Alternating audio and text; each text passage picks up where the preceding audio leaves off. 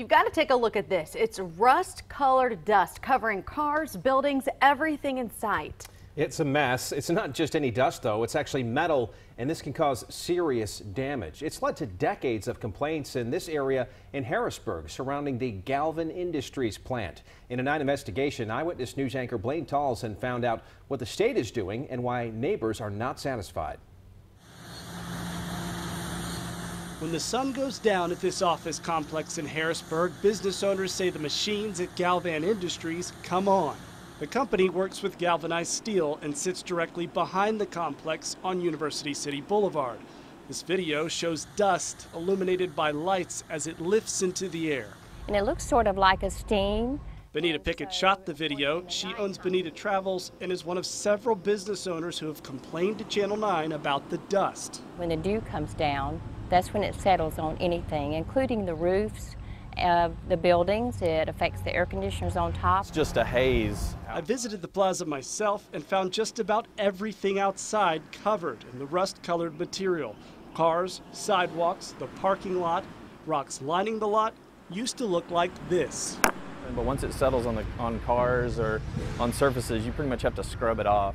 Rusty Burchard showed us his car he was hoping to sell. He says it'll need hundreds of dollars in detail work first. You can get it off, but you're taking some of the finish with it. To get this stuff off of a car, it's not a simple car wash. It requires some polish and some elbow grease, and I really have to rub at it to get it off of the car. Pickett had the same issue and complained to Galvan. She says the company paid to detail her car.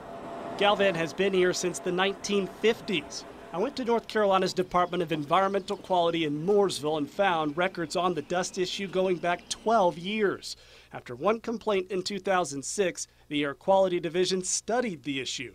Inspectors found dust levels above state standards, and tests on that dust showed it contained zinc and iron.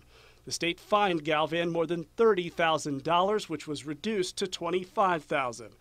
All these years later, business owners say the dust has literally settled, and they want Galvan to clean up its act. That's all I really want Galvan to do, is to keep our environment safe and clean. The company didn't respond to my request for an on-camera interview, but sent a lengthy statement. It said it installed a state-of-the-art air handling system in 2013 it wasn't required to have. State inspectors have investigated 2 complaints since 2017, the most recent this past March, and found Galvan was using controls to keep the dust down. But state inspectors acknowledged they don't check the facility at night. Inspectors say Galvan is on their radar, but it could take multiple complaints before something is done.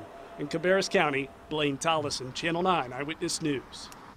If Galvan Industries does receive another complaint and it is substantiated by the state before August, Galvan would have to come up with a corrective action plan. We also found some state records that the company is already working to clean up old groundwater and soil contamination. You can find the full statement from Galvan sent to Channel 9 at WSOCTV.com. A small earth